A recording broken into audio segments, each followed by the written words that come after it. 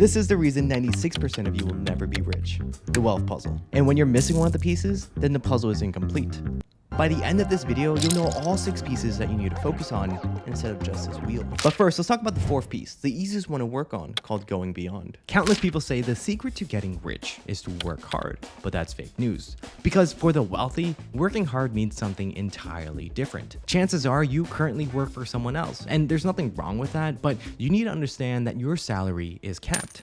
So you're limited to how much money you can create from your job because you're exchanging your time for money and you only have 24 hours in a day. Let's say you make 20 bucks an hour. The most you can make is maybe $20 times 8 hours, 160 bucks a day, but you could be making more by lifting or removing the cap. See what I did there? And that's where low stake and high stake comes in. Low stakes, aka side hustles, lets you go beyond the standard 8-hour working day to earn more. Although you're still exchanging your time with money for low stakes, the extra couple $100 a month will significantly help with the 5th puzzle piece. In 2021, nearly 14% of people with a side hustle were earning over $1,500 a month from ride sharing, food delivery, and only. High stakes, on the other hand, means that you're a big boss business owner, which no longer requires you to exchange your time for money. Instead, the business makes money for you. So this doesn't apply anymore. And you actually don't need a lot of money to start with either. You can simply level up your low stake gig. You see, I used to run a side hustle where people paid me to make custom artwork for them, which,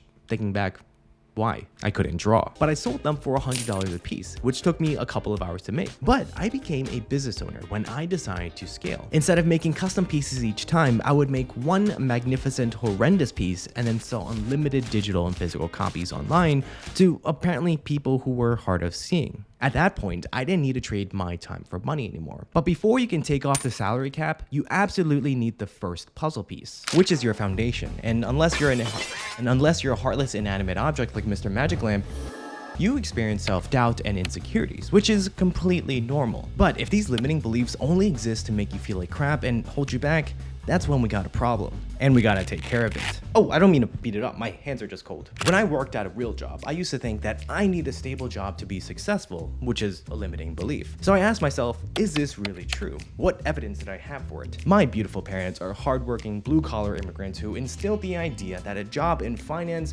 was the 3rd highest level of success right after doctor and lawyer, which obviously I wasn't smart enough for.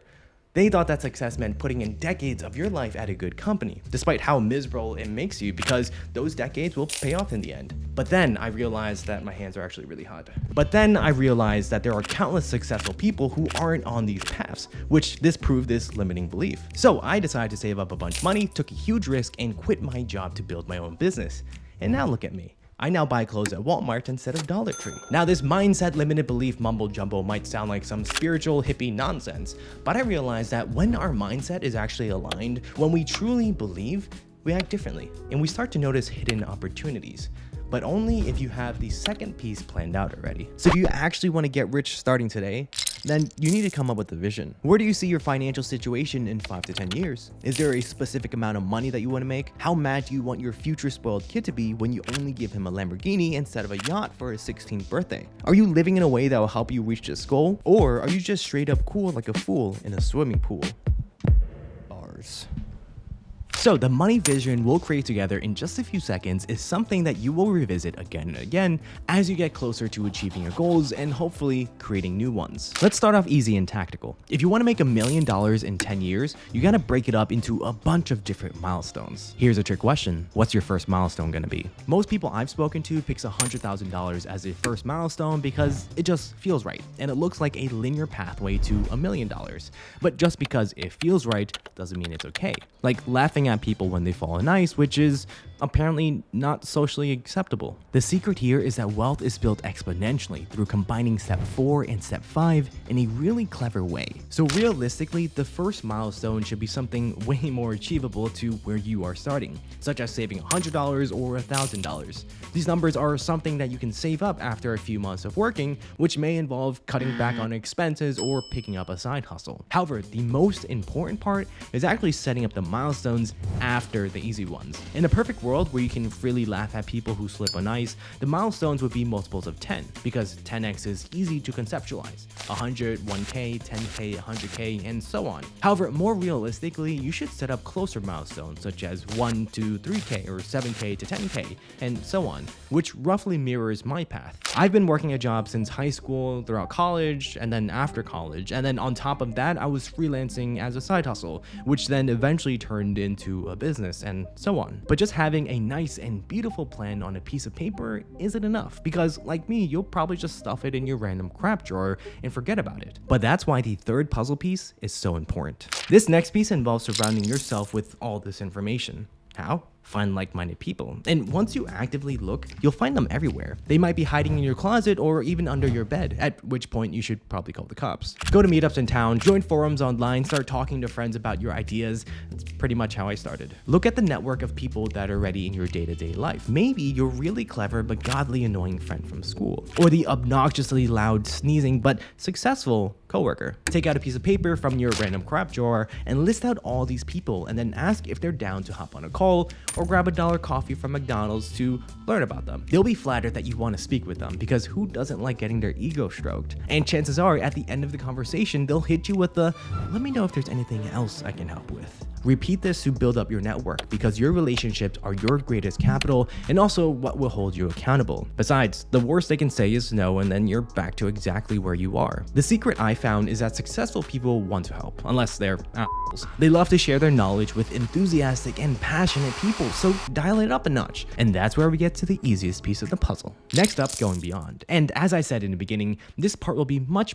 easier after you have your first 3 pieces in place, whether you want to start a side hustle or start your own business. But one thing that people always forget about, including myself, and is super important to your success, is managing your business's money. Look, I get it. Traditional accounting is boring and takes an ungodly amount of time. It's absolutely the last thing I want to do for fun, right after, I don't know, drink OJ and brush my teeth. But that's why Truly Small wants to revolutionize accounting for small business owners like you, so you don't need to waste your precious hours. Truly Small has a really cool functionality that saves me a ton of time called AutoPost, which eliminates redundant accounting tasks that traditional accounting systems require. Here's how it works. Once you connect to your bank, Truly Small Accounting uses machine learning to auto-categorize and auto-match your transactions. This eliminates errors and the need to constantly reconcile your bank account. You can also teach the super smart AI your business's unique needs to ensure you get it just how you like it. In a matter of minutes, you'll have all your important business financial reports, to file taxes, to take out loans, to make better business decisions, and grow and scale your business. Plus, they also have a really cool invoicing function where once a client pays, it would automatically match the transaction from your bank account to the invoice, making everything so much quicker. If you're interested in Truly Small, sign up with the link below and use the coupon code Vincent50 for 50% off your first year of Truly Small Accounting. And thanks to Truly Small for sponsoring this video. The second to last piece of the puzzle is almost as life-changing as discovering ice cream and chili oil together. After you take off the salary cap, you'll have a bunch of extra cash just sitting around. And the secret here is that true wealth is built exponentially with investing and compounding. Let's say you invest $1,000 in year 1 and you get a 10% return on it. You make $100. In year 2, you'd make $110 because your end of year 1 return is worth $1,100 and you make 10% on that. Your end of year 2 return is worth $1,210, so your year 3 return will be $121. You see how your money is compounding while you're just sitting there? Over time, you get a return on the money you originally invested, plus the return you received for that original amount. And what if instead of starting with $1,000, it was $10,000 or $100,000? This is exactly how 99% of Warren Buffett's wealth, one of the richest men alive, was earned after his 50th birthday, according to the book Psychology of Money. When the book was written, his wealth was $84.5 billion, but nearly 99% of it, $84.2 billion, was achieved after his 50th birthday through investing and compounding. But it's super important that you invest correctly. I'll show you the easiest way to get started, but first, here's a mistake that you need to avoid. You've probably heard a lot about day trading before. You see on TikTok, on Instagram, YouTube, Facebook videos, if that's still a thing, about analyzing chart patterns, buying and selling stocks 20 times a day, hoping and praying that it goes up, thinking that it's really exciting. But here's the thing that they don't tell you. 90% of day traders lose money. And before I explain what you should do instead, and trust me, it's so easy that my dog with the mohawk can do it, I'm gonna make it even easier for you. I created Daily Market Briefs, a newsletter that makes understanding market news easy and quick, dare I say in just 1 minute. And the best part? It's 100% free. Link in the description down below. Here's what to do instead. 3 words: dollar cost average, or DCA. DCA is an investment strategy where you buy X dollars worth of stocks during a fixed time period. For example, you invest $200 into Apple every single month for 5 years. If you're investing a fixed amount of money each time you buy, you'll get more shares when the stock price is lower and fewer shares when the stock price is higher. And over time, this will minimize the cost per share that you pay for your stock. So if you have $300 to invest and you're looking at a very volatile stock called Magic Lamp Company, and let's say in the first month it's $10 per share, in the second month it's $5, and in the third month it's $20, here's where dollar cost averaging comes in. Say you want to invest $100 a month for 3 months. So at the end of 3 months, you bought 10 shares in the first month, 20 shares in the second month, and then 5 shares in the third month. So now you have 35 shares for $300 for an average price per share of $8.57. What is she looking at? Now, your price per share isn't the cheapest at $5 per share, assuming you could tell the future and you bought everything in the second month, but it's also not the most expensive at $20 per share if you bought everything in the third month. So what should you dollar cost average into in the stock market? Definitely do your own research, but one of the absolute easiest options where you can just set it and forget it is into a diversified index fund for some modest long-term gains, like VFIAX or FXIAX. And speaking of stocks, you can get 10 free stocks if you sign up with Moomoo and 12 free stocks if you sign up with Webull, all through my links in the description down below. The last piece of the puzzle is this. With your newfound skills, you will be exposed to more and better opportunities in your opportunity universe. So you should pause and reevaluate your puzzle every few months. But even if you completed your entire 6-piece puzzle, if you zoom out, it really is just one part of an even larger puzzle. That's why I interviewed Wall Street millionaires to discover their worst money mistake and financial advice that they would give the younger self. Click here to see their deepest, darkest secrets.